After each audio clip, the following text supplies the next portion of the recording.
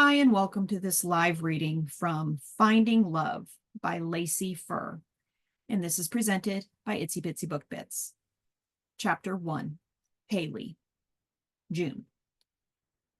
He left me no room to say no. Although no is exactly what I should have said. I shouldn't have let some strange man bulldoze me. That's exactly how I'll get a reputation for being weak and a pushover. I can see the ads now. Want your way? Just call Hailey Prescott. She'll cower and give you whatever you want. Yet how could I pass up double my regular rate? I need the money. I have the loan for the house, and I still have student loans to pay off. Without bookings, I'll fail. And failure isn't an option. So when his husky voice dominated our conversation, leaving little time to question his motives, I agreed. I canceled my other reservations at Caden's Bed and Breakfast in order to accommodate his request to host only his client. His client, who happens to be a famous rock star, a guy who makes women around the world swoon and drop their panties, a rock star who wants some quiet time to regroup without being seen. I really hope that line is true, because the deal will be off if he starts treating my B&B like a brothel. I received the personal request form back barely an hour after sending it. I printed it off and then compared it to some of my favorite recipes as I made a shopping list. After I finished my shopping list, I texted Nola to let her know I'd be heading off the mountain. I hoped she could meet me for a cocktail. She was going to die when she heard the lead singer of one of her favorite bands will be staying at my B&B alone for up to 4 weeks. She responded back in under 3 minutes. Record time. Nola: are you serious? Riverbank in an hour? Me: yes. See you there. The urge to search the internet about the oath was strong, but I decided to spend the 30 minutes I had surveying my pantry and garden to make sure my shopping list was accurate. If I met Nola for a couple of drinks before shopping, my list needed to be complete. Tell me exactly what he said, Nola demanded I repeat every word Alex Garcia said to me on the phone this morning for the 3rd time. After 2 martinis, I couldn't rehash it again. The more I repeated it, the more it all felt like a dream, yet the evidence was visible on my phone's mail app. I saw the messages back from guests, disappointed. I canceled their reservations at the last minute. I also saw a message from Alex. After he sent me the personal request sheet, he sent me an NDA. Although I knew why the NDA was important, especially in the hospitality industry, I was hesitant to sign it. I'm not a gossip, never have been, even in high school. But to sign a legal agreement with someone I've never met made me uncomfortable. It seemed cold and dirty.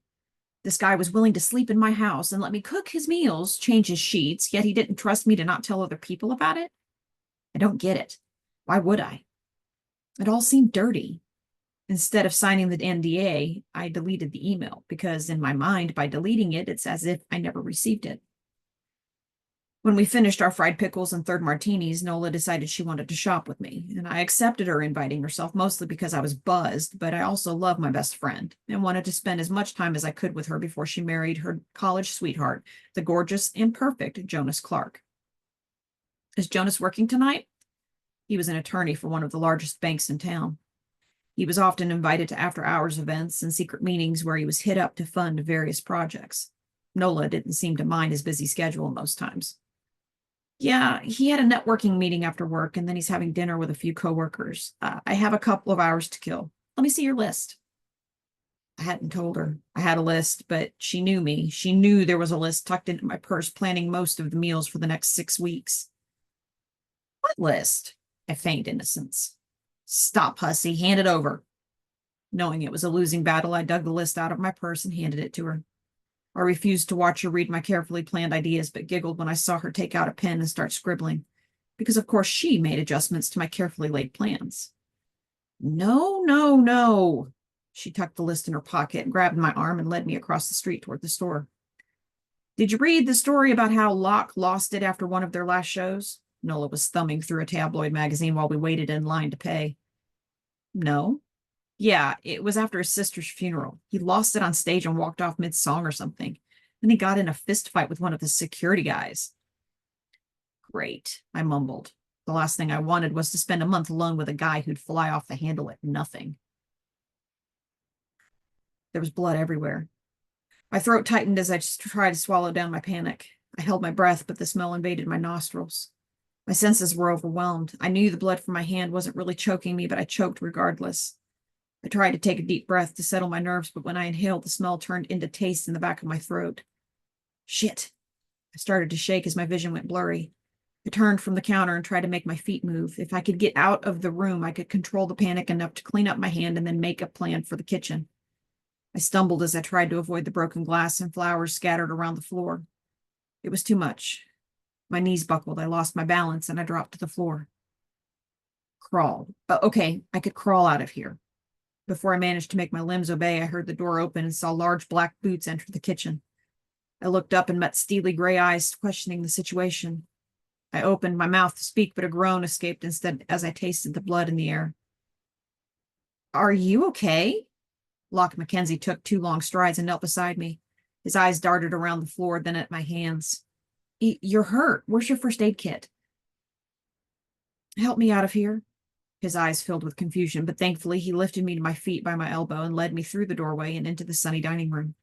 I held my arm out straight, stretching it as far from my face as I could reach. He pulled out a chair and gave me a slight push down. Thank you. I'm okay. I just need a minute. I leaned back, trying to add more distance between my hand and my nose. A chuckle had my eyes traveling up his body to meet his eyes. He managed to look guilty for laughing at my misery. Sorry, but you look like you're trying to remove your arm from your body. I don't think you can stretch it any further, though. His eyes glanced around the room. Where's your first aid kit? I'll clean you up before you dislocate your shoulder. I swallowed my pride because having a famous rock star finding me on the floor having a panic attack because of the smell of blood was the most horrifying situation I could imagine myself in. In the powder room, I'll go with you. I wobbled on my feet, locked my elbow. Whoa, I got you. Before I realized what he intended, I was cradled in his arms. Point the way. I can probably walk now, I told him as I pointed toward the hallway. Here, I mumbled as we approached the bathroom. He sat me on the vanity just inside the door and flipped on the light. It's in the closet. I pointed behind him. Nola would never let me live this down once I told her. I watched him as he turned and opened the closet. He took out the first aid kit and a washcloth. I could see the muscles on his back tense with his movements.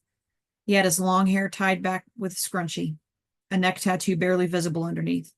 I wondered what it was just as he turned and caught me gawking. Okay, let's get you cleaned up. He reached around me and turned on the water. When he was satisfied with the temperature, he gently guided my hand under the flow. I kept my eyes focused on the wall across from me as the water washed away the blood and smell. I took a deep breath and exhaled loudly.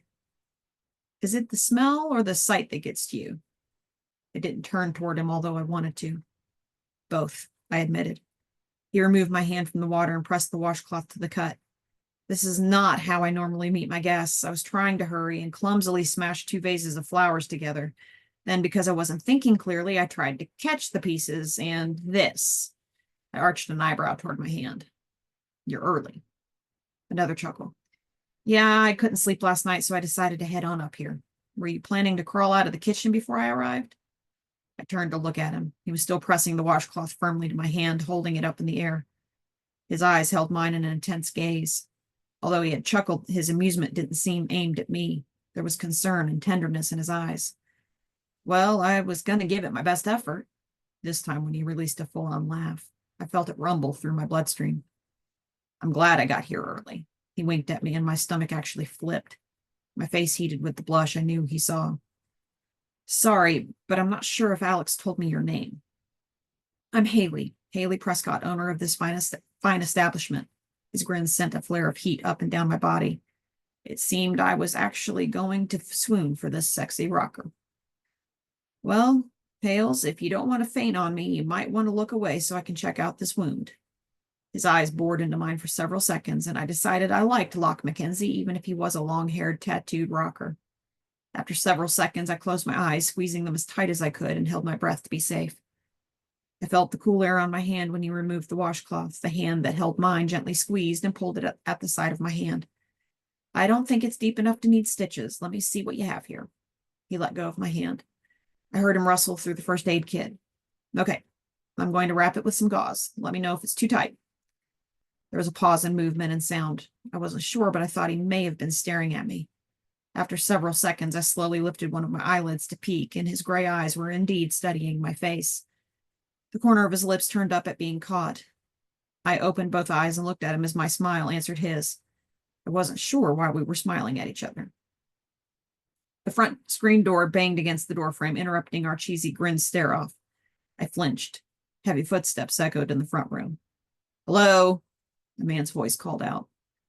"Back here," Locke answered as I understood it must be his manager, Alex Garcia. I expected Alex to arrive first. In the rider he sent over, he wanted security to check the property before leaving Locke alone here.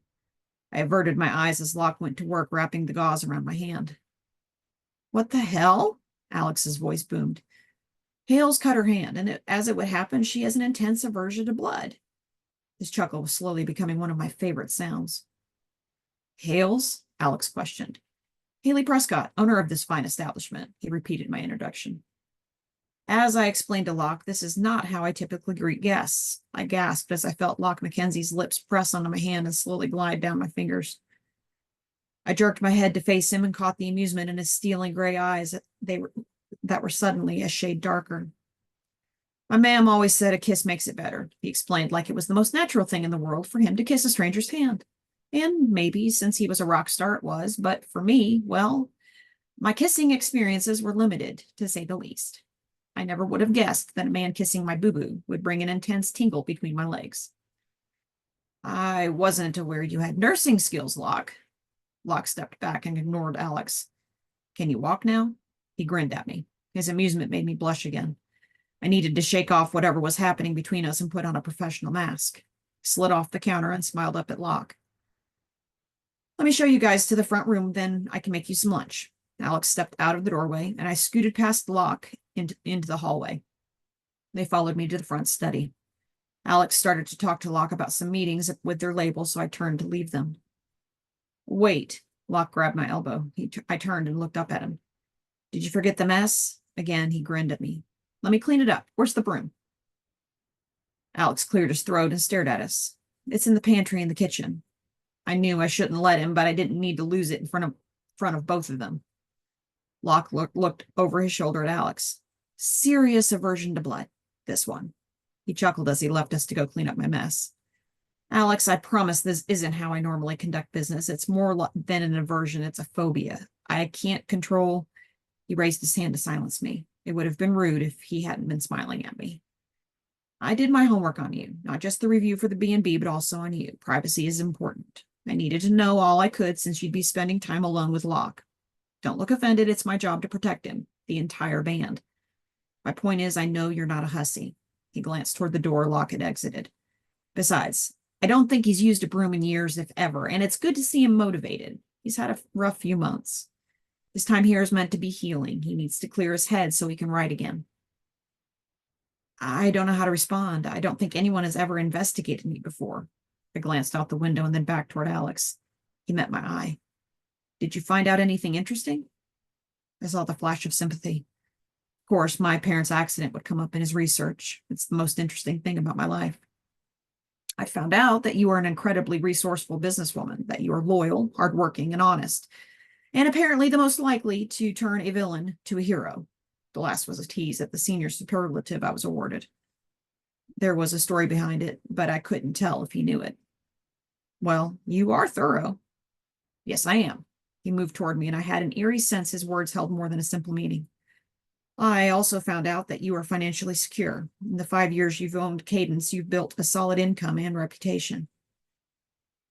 "All done." Locke came back into the room and dropped onto the sofa as Alex made his way over to a nearby chair. Maybe it was my imagination, but his last comment made my skin crawl. "Thanks, Locke. I'll go make some lunch. Would you like something to drink before I go?"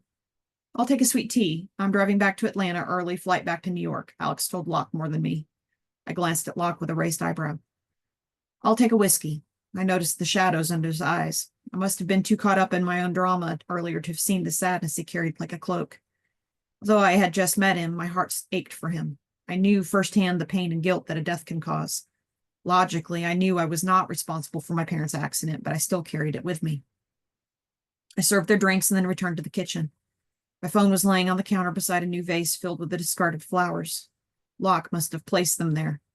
I noticed the notification from Nola. "Nola, Please tell me he is even more mouth-watering in person. Better yet, tell me you can't answer because your mouth is full of him. I giggled at her before a wave of panic hit me. I looked at the time. She had sent this when Locke was alone in the kitchen cleaning up for me. I sent a silent prayer. He hadn't seen it before shooting a text back to her. Hailey, yes, he is, and I can't tell you that. I can tell you I know how his lips feel on my skin, though. Call you later. Preparing lunch. I grinned as I turned my phone to silent. There was a small amount of pleasure at teasing Nola, but I needed to focus on the task at hand. I decided the side porch would be perfect for them to relax and eat. I set the table, including the flowers Locke had placed in a vase for me. I didn't even rearrange them, although I wanted to. I hoped he understood the silent gesture of appreciation. When I had everything ready, I knocked on the door frame before entering to let them know of my presence. Locke's eyes locked on me as soon as I passed through. Shit. I felt myself blush under his gaze. I needed to get myself under control. I couldn't spend 4 weeks hosting him if his eyes on me had my body physically reacting to him. Lunch is out on the side porch. I thought you might enjoy the fresh air. Alex was typing on his phone, but glanced up quickly before he turned attention back to his phone. Thanks, Hailey. After showing them to the porch, I carried Locke's bags up to his room for him. His preference sheet had asked for his bag to be unpacked. Since I was a one-woman gig, the job was up to me. It felt intimate to go through his things. My hands shook as I opened his suitcase. It occurred to me someone else probably packed it for him. That thought helped settle my nerves. I hung his clothes in the closet, placed his toiletries on the vanity, and put his undergarments in the drawer. I lined his shoes up on the closet floor and stuffed his bag in the back of it. On a whim, I rushed across the hall and took a flower out of the vase sitting on the hallway table. I went back into his room, turned his bed down, and placed the flower on his pillow. Another silent thank you. I smiled to myself as I closed his door behind me.